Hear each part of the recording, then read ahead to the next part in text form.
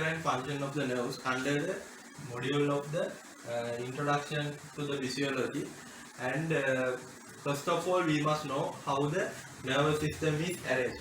In the nervous system, we have the glial cells and the neurons, and the glial cells are again divided into microglia and the macroglia. So microglia are the immune cells of your nervous system, and the macroglia, they are again divided into three parts: the oligodendrocytes, Schwann cells, and the astrocytes. The oligodendrocytes are the cells that produce myelin in your central nervous system, and the Schwann cells are the cells that produce myelin in your peripheral nervous system, and astrocytes are involved in forming the blood-brain barrier. That is the brief summary of the glial cells.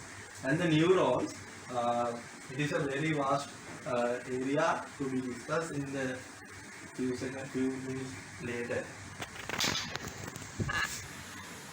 The main other important thing to know is these glial cells, they are not involved in transmitting the signals. So they are not involved in transmitting signals. The neurons are the ones which are involved in transmitting the signals. So conducting the action potentials are done via these neurons. Okay. Motor neuron, and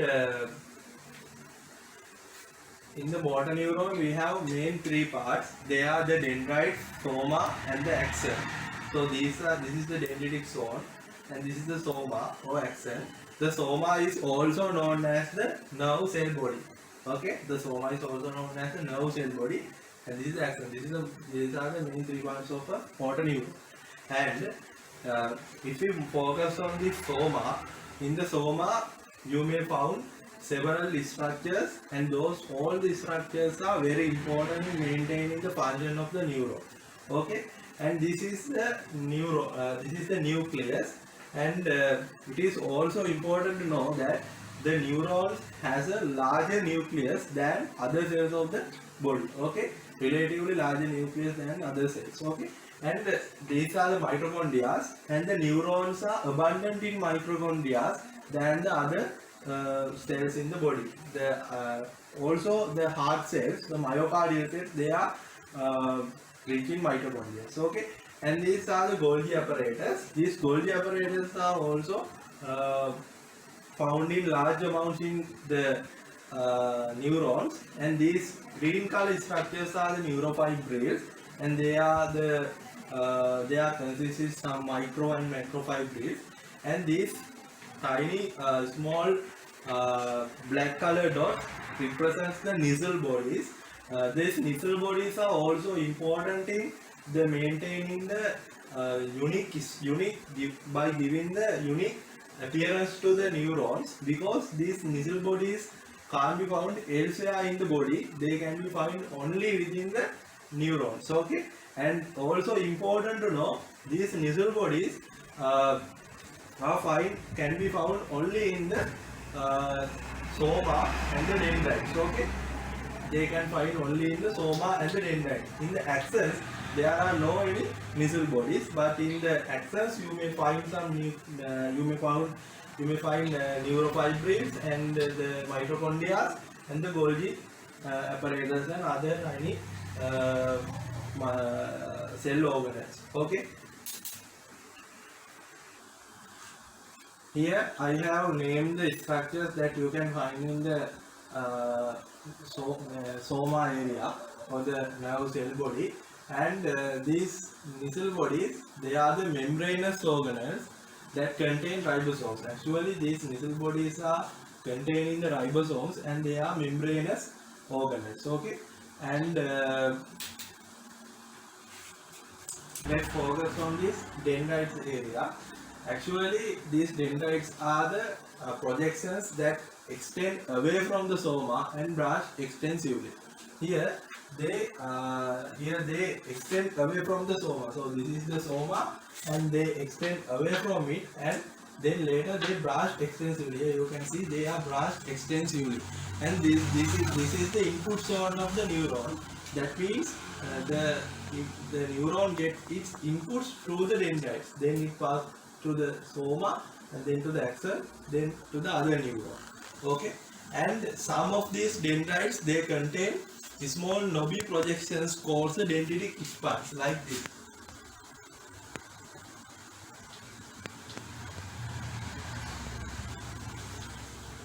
As I shown here, some dendrites, they contain small knobby projections like these small dots, and they are called the dendritic spines. These dendritic spines can be found mainly within the cerebral and the cerebellar cortexes. Now let's talk about the axon.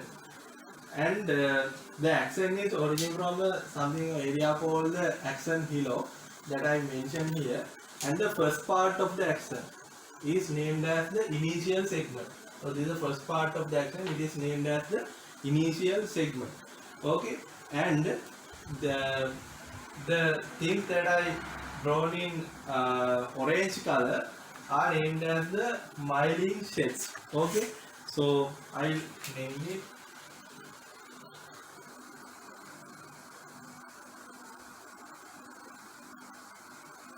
Okay, and these myelin sheaths are consist of the Schwann cells, and the gap between two myelin sheaths is named as the Ranvier node, or the also we name this as the node of the Ranvier. Okay.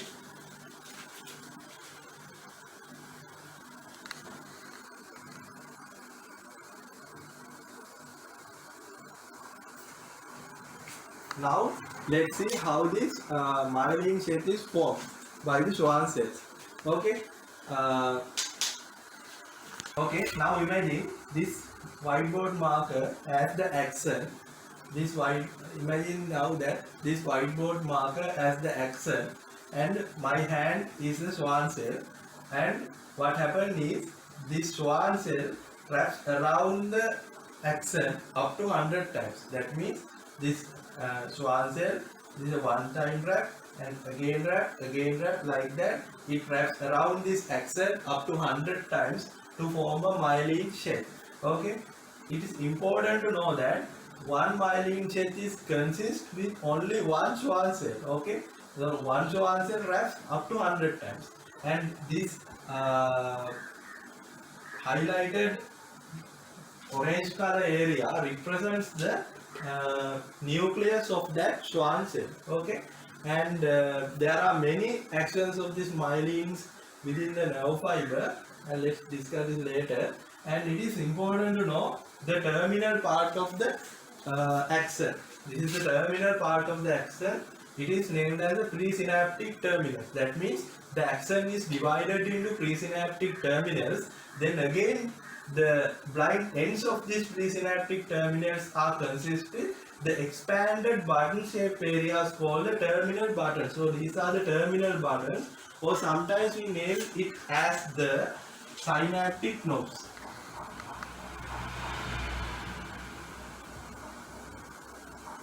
So these are the synaptic knobs or the terminal button.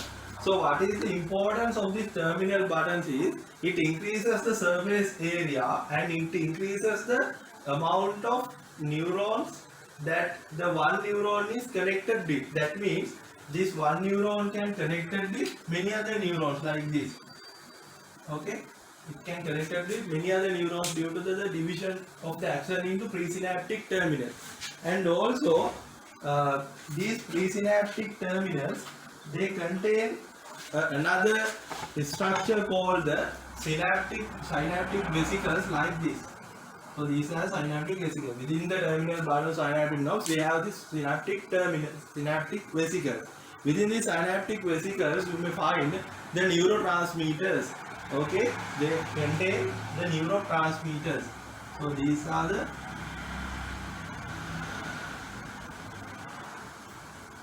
vesicles. Okay, they contain what? They contain neurotransmitters.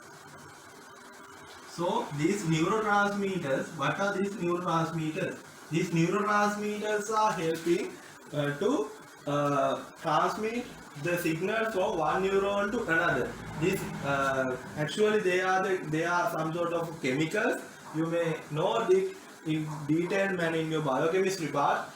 Some examples for some neurotransmitters are you have the acetylcholine and the GABA and the serotonin, like that. There are many neurotransmitters like dopamine in your body. Okay, and now this is the basic structure of a motor neuron in a body. Actually, now within our nervous system, we have two main types of neurons. Okay, some neurons are myelinated, some neurons are unmyelinated. These myelinated neurons, they have these coverings, the myelin cells around the axon. Okay, these unmyelinated neurons also they have Schwann cells. Okay, these unmyelinated neurons also they have Schwann cells, but they don't wrap around the axon. They surrounded the nerve. That means they don't wrap around the axon, but they surrounding the nerve, like here, like that. Maybe this is an unmyelinated axon, so they don't wrap the axon. Instead of that, they just surround the axon, like that. They surround in the axon. Okay, and let's focus into the what are the functions of the myelin within the nerve or neuron. Okay, so there are two main functions. The one function is the faster conduction and other is the insulating capacity. What is the faster conduction and how it is formed? Okay, now because of this myelin, let's talk first about this insulating capacity. That means the ion leak through the myelin sheath is negligible. So there is no ion leak through the myelin sheath. So that simply gives you an idea that because of the resistance to the ion leak, there are no any current generated in these areas. So the electrical current cannot be generated in these areas because this myelin sheath is resistant to the ion leak. Okay, so the electrical signals can only generate in these small areas that I earlier mentioned as the Ranvier nodes. Okay, so what happens if the first impulse reaches the initial segment? Due to the resistance of this myelin sheath, the impulse directly jumps into this area, the adjacent node of the Ranvier. Then again this sheath is resistant to the electrical current, so again the impulse jumps from here to here. Then again impulse jump from here to here. Like this, the impulses are jumped from one node of Ranvier to the another node of Ranvier. So that suggests the impulses travel faster than the unmyelinated nerves in the myelinated zone. That suggests that the myelinated nerves conduct the impulses more faster than the unmyelinated nerves because of their jumping property, and that is named as this rotatory conduction. And these are the main functions of the myelin within the nerve fiber. So this is the cross section of the nerve. Okay, so this whole structure is named as the nerve.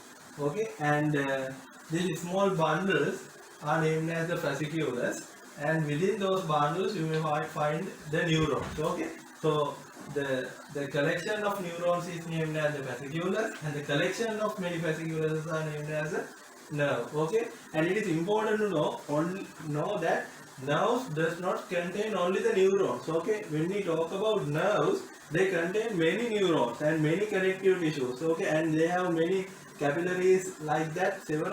Many other tissues can be found within a nerve, not only the neurons. Okay, and each and every neuron is covered with a connective tissue layer called the endoneurium, and each and every fasciculus is covered with another connective tissue called the perineurium, and the whole collection of neurons are covered by another connective tissue called the epineurium.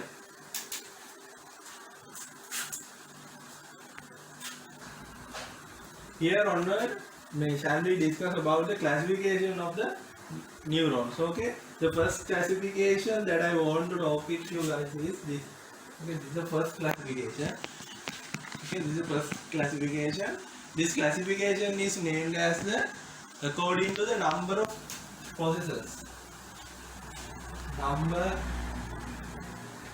of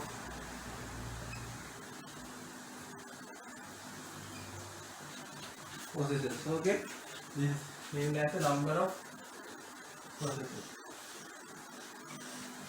And here, when we are talking about the number of processors of a neuron, we can see three main types of neurons. Okay, this one is another different type. Okay, these are the main three types: the unipolar, bipolar, and the multipolar. So this is the unipolar cell, and it can be seen only in the embryonic cells. In adult birth, after the embryonic period, you can't find these unipolar cells in your body. So why we are saying this as a unipolar cell? Because both the axon and the dendrites arise from the same pole. Okay, that means from this one pole, this is the one single pole that this cell contains, and from that pole it gives this axon as well as the dendrites. Okay, and that's why we call it as a unipolar cell. The one pole gives both axon and the dendrite. And in the bipolar cells, they have two poles. That means this is the one pole and this is the other pole. And one pole gives what? The axon, and the other pole gives the dendrite. And in the multipolar cells, like here, in the multipolar cells, they have one axon and many dendrites. So this is the single axon that it has, and these are the dendrites. Okay, and that's why in the multipolar cells, there are motor neurons that we earlier discussed. And what is this pseudo-unipolar cells? These pseudo-unipolar cells, originally they are what? They have only one pole, okay? But that one pole again divided into two and give one axon and one dendrite. Okay? So that's why we say they are pseudo-unipolar. They are not truly unipolar cells, but they are falsely unipolar because they are one pole again divided into an axon and a dendrite. Okay? And you may wonder how you find the axon and what is a dendrite in these two cells. It is easy to find because of these axons. At the terminal end of these axons, they have what? The terminal button, like this. They have terminal buttons in the axon. So the end that contain terminal buttons usually named it as the axon. The end that branch extensively and don't contain terminal buttons is named as the dendrites. According to their function, okay, according to their function, we have three types of neurons. We have the sensory neurons, okay, sensory, motor, and the mixed type of neurons, okay, and the mixed type of neurons. And again, according to the length of the axon, we can again classify the neurons into two types. One is the Golgi type 1. Golgi type 1 cells, they have a longer axons, and the Golgi type 2. The Golgi type 2 cells, they have the shorter axon than the Golgi type 1 neurons. Okay, and according to the structure, as I mentioned earlier, according to the structure, there are two types of neurons. They are the myelinated neurons and the unmyelinated neurons. They have the myelinated neurons and the unmyelinated neurons. And according to the distribution, where they can be found, according to the distribution, there are another two types. One is the somatic neurons, and the other is the visceral neurons. Okay, somatic and the visceral according to the distribution, and according to the origin, according to the origin, there are another two types of neurons. They are the cranial, actually the nerves, the cranial nerves and the spinal nerves. And in the body we have 31 pairs of the cranial nerves and 12 pairs of cranial nerves and 31 pairs of the spinal nerves in the body.